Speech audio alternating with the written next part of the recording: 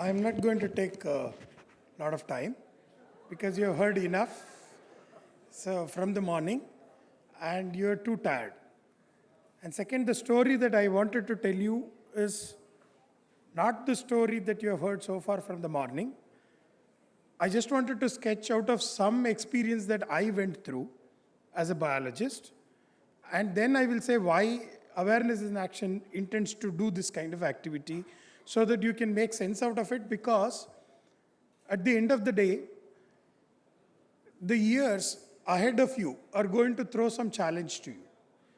Since you are all engineering students and people are associated with engineering education, your life are going to be affected, because if you read newspaper, you already know that joining engineering courses will not assure any job to you. But gone were those days where, when I was the student of 12th, where I could get easily engineering seat and I was assured of getting a job the moment I complete my engineering degree. Even if I take out carry-on, carry-over system, I would still have a place. But today that is not going to be the case. So having a degree certificate means nothing in the market. If you have not learnt it, you're going to discover it very soon the moment you complete the degree.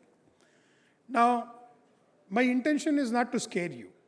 But before that, I will tell you that why thinking about technology in a completely different way than your engineering colleges would make you think is very important. See, look, I was not a student of engineering. I am a biologist. I studied conventional zoology degree. I started my doctoral work.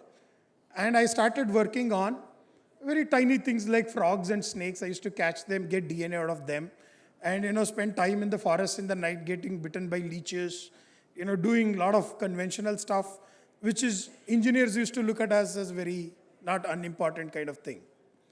Now, when I used to work as a visitor in CCMB those days, we used to come here, and one of the discoveries that we encountered in Tamil Nadu hit the international news, the discovery of a Jurassic frog. Now, that actually brought us to the limelight. All my colleagues were really jealous of me that I hit a jackpot, got good papers, and very, newspapers used to cover your story, a lot of glamour. But the story didn't end there. The places where we discovered this frog was the place adjacent to that place in Kerala, is known as Chalakudi, and the government was interested in building a dam there. It's called Adirapalli project, and that time the problem was given to us. I was with Indian Institute of Science there, and our task was to find out, by constructing such a dam in the Chalakudi, would that damage the survival of this frog that we had discovered, where I was one of the authors, called Jurassic frog, and can you find out and tell us? And that was the time. Before that itself, an ordinary student from a Mysore University, coming to CCMB was a great thing to me.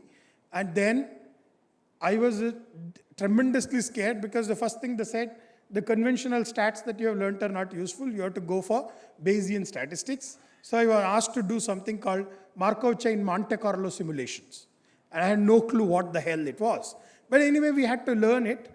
And after that, the next challenge for me is to find out, using the variables that were given to me, where and all these frogs could possibly be present. And that was the time where I need to really spend enormous amount of time in learning various algorithms, machine learning. This is much before the machine learning was discovered in the market, talked about the way today. This was in the year 2006-7, where we started using machine learning. We used various algorithms like genetic algorithms, neural networks, maximum entropy. These are the algorithms we used it on the spatial imageries and find out which are the potential places where this frog could be present. We went and discovered frogs there. We could make extremely accurate predictions of where these animals could be present. In a sense that you could really see technology solving certain real life problems, because there was a political problem, whether the dam has to be constructed or not, and it required some kind of a reasonable solution. Scientifically evaluated solution needs to be given. At that point in time, we could actually really make use of technology to really find out and come up with accurate prediction and demonstrate the potential of technological resources.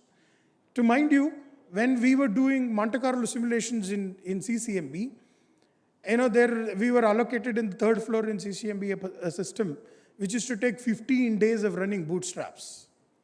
By the time when I came to Indian Institute of Science, the same thing, we could do it in the matter of about half an hour to 45. There were main streams, there are parallel clusters, there are multiple things that were available. So there is extraordinarily, incredibly available infrastructure, which is available right there in Bangalore, Hyderabad, and all over the places. The question would be, if that were to be the cases 10 years back that I am talking about, 10 years back, somebody who was illiterate in computers, was not trained in mathematics, statistics, and computers, any of those, could use machine learning, could use all these algorithms, and could use fairly reasonable problem-solving, kind of situations and offer solutions to the real problems in the world. Why is that in 2019 we are still talking about this as a problem? Right?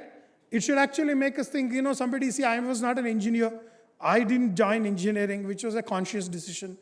Okay, and then suddenly after 10 years, see, when people talk about machine learning, what the big deal that these guys are talking about? What is so difficult in teaching machine learning in engineering colleges? These are the questions which still haunt me.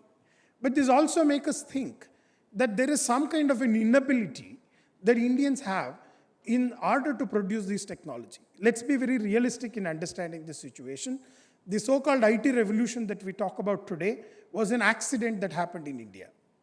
Right? We did not consciously build any landscape which was necessary to produce IT we wanted to go and produce in service sector. I will tell you, if we are not serious in next 10 years, we will be somewhere in the middle. We are not going to be the major shareholders because there are all kind of small people like Vietnam are coming and eating us for breakfast. Right? So mind you that this is the kind of a delicate situation we are in. And if that happens, what happens to all of you who are sitting there? There is something serious danger that is awaiting you. One, that even somebody who is not trained in computer science could do machine learning 10, 12 years back, which you guys cannot do today. And the second part, that the service sector, which actually provided huge job opportunities for any number of people, is not going to be available to you anymore after 5 years or 10 years. If this were to be the crisis, what should we do? Now, I'm not trying to say that there is some kind of a tragic end that is in front of India. Now, that is not my point. I wanted to push out a point. See, think of the days when in 1990s, I'm not sure whether you guys are aware or not, in 1990s, every district headquarter, every tehsil headquarter used to have private computer centers. There was Optech, there was NIIT, all kind of computer center. Most of the people who went to engineering or no engineering could not learn. For example, those days C, C++ were the big thing. So all the Java was just entering into the market. Still you could see the board, Pascal. I'm sure you guys have not even heard of them. Lotus 123, Pascal. All these kind of things. There was a completely an environment where people could go and learn whether engineering colleges teaches it or not. Now, it was only later when it came closer to 2000s where engineering college, computer science became a very serious discipline and new colleges came. There were not these many number of colleges that were available in the market, but there was an environment which was facilitated because of the telecom revolution that had already occurred on those days, and society could cater to the industrial requirement. In fact, this subsidiary supplementary industrial network, which created an ecosystem by itself, catered to the needs of the Infosys and the Satyams and Patnis and any number of other companies that were coming up in the market those days. But look at our situation today.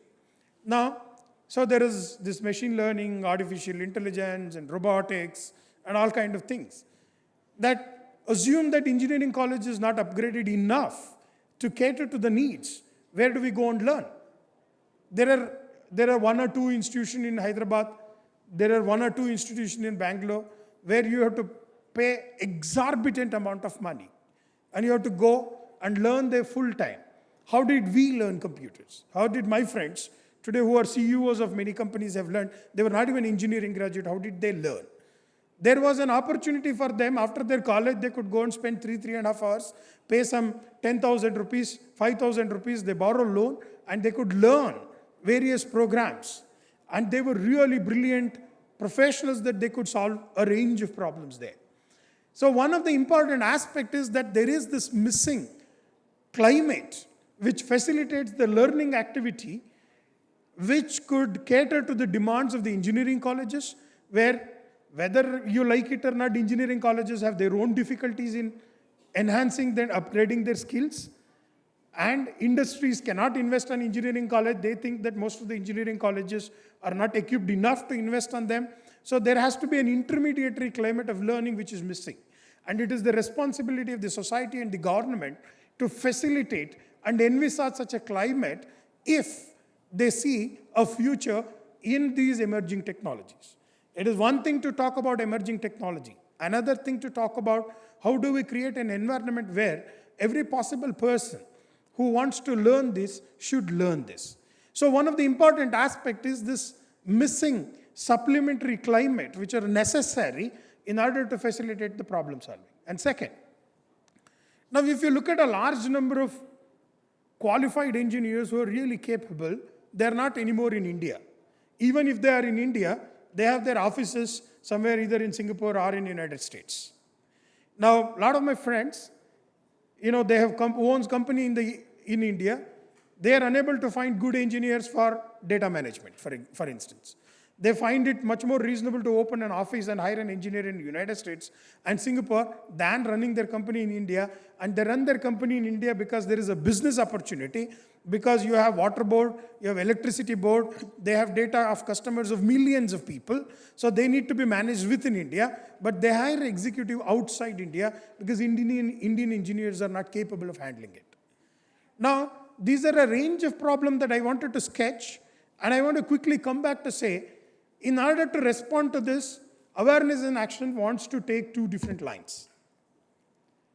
Now, what are those two different lines? One, this broad picture that I told you of how to sketch a particular climate within which we can actually build competence of the skilled labor is one where you really fight with government, you fight with various institutions and industry, and try to build something policy framework and make them to spend some money on investing it.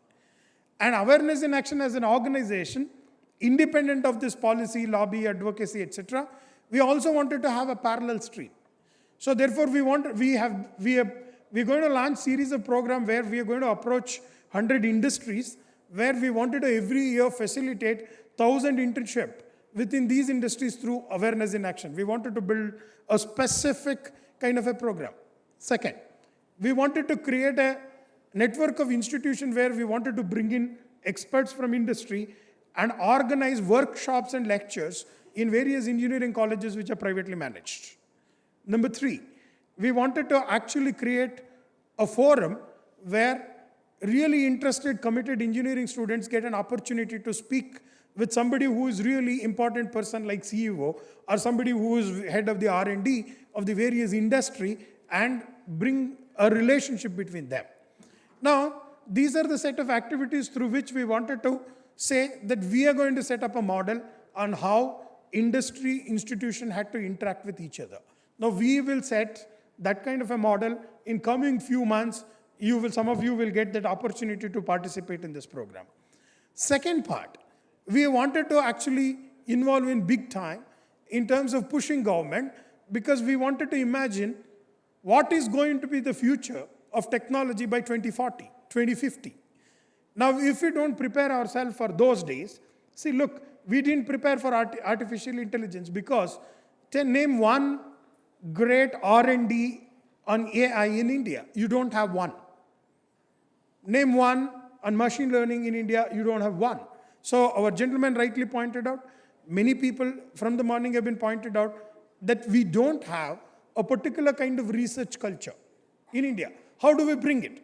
Now, you can't simply, when research doesn't exist, you can't simply create a research culture. So what you need to do is you need to generate a kind of policy possibility where the students and the faculties of Indian institution get an occasion to go and meet people in Europe, where most fundamental research happened, specifically in the continental part of Europe. So the student exchange, faculty exchange program had to happen, and government must invest. If we don't do it, the way we lost out on artificial intelligence. India is not a player in artificial intelligence. We are only end user in artificial intelligence. In the same way, we are going to lose out on any number of technologies. And we need to create that. Mind you, any number of reports tell us that Indian and Chinese are extremely good in application of technology, and they are not really keen on producing fundamental theoretical research. Now, China took it very seriously. What China did was China funded their manpower in United States. All top universities in United States had faculties who were Chinese in all these emerging technologies. And one shot in last 10 years, they literally pulled out their people back to China and built extraordinary laboratory. Now, the artificial intelligence theory and the practice is there with China now. Same with medical electronics. Same with biotechnology. So in that way, if you want to think about it, government requires to have policy. Students and faculties or a single industrialist cannot do anything. So in that way, we wanted to push our policy framework. These are the points that we are going to put in our report. We are going to launch it very soon. We are going to fight for it. Come what may, we will begin to continue our story in such a way that we will set a model example of what it should be. How do you bring in stakeholders and really show an example? Because one of the fundamental crises that we have today in India, when engineering colleges came up on a business model which are not sustainable. Now, all engineering colleges, mind you, the entire engineering sector, there are very few government engineering colleges. Almost 80% of the engineering education is rested within the private institution. And private managements simply started swindling money for about 20 years. And today they can't anymore get students because they don't have quality faculty, they don't have quality laboratory infrastructure. Now, one of the attempts that we are going to take in the near future is to convince this private management that you can't see each other college as rival, rather you should see multiple managements as complementary management. We should push multiple engineering colleges come together, set up brilliant laboratories. If these engineering colleges, which are completely private owned, if they don't move towards research and upgrading their quality, they're going to die whether they like it or not. But one of the difficulties is if this private management dies, the entire education sector, 80% of engineering education is sitting with private engineering players. Now there will be crisis of educational infrastructure if these colleges die. So there is also a responsibility, both from government and the public, that we must make sure that these private engineering colleges survive. We have to somehow convince the private managements to make sure that they don't see their neighboring college as their rival, but rather they would see it as something complementary. They should work. That's the only way in which these private engineering colleges survive. Otherwise, these private engineering colleges are goalless and futureless. Whether you make them autonomous, we call them university, they're going to die because the people are not going to come and get admission because engineering education is not anymore going to get them jobs. So if they have to prove that engineering education had to be meaningful, we need to make this management come to terms with the realities of the 21st century. And another funny thing that I wanted to tell you. When I started talking to Europeans, so I used to work with this platform, European Commission platform called India Platform. I worked there as an India coordinator for a couple of years. And when I used to meet people, entrepreneurs from Europe, see, they had a completely different conception of knowledge transfer from the university. So universities keep producing knowledge and industries keep chasing universities for that knowledge that university have produced. But in our terms, what is this knowledge transfer? We want industries to give a problem to university and we want it to solve that problem and give it back to university. See, there is no knowledge transfer here. You are just doing some kind of a consultancy job to an industry. There is no knowledge production that has happened here. So in that sense, there is a completely new dimension of thinking about knowledge transfer from the university, which requires, in order to knowledge to be transferred, universities should produce knowledge. Institutions should produce knowledge. And how do we create that culture? How do we learn from Europe and America on this matter is something that we are going to deliberate a little more deeper.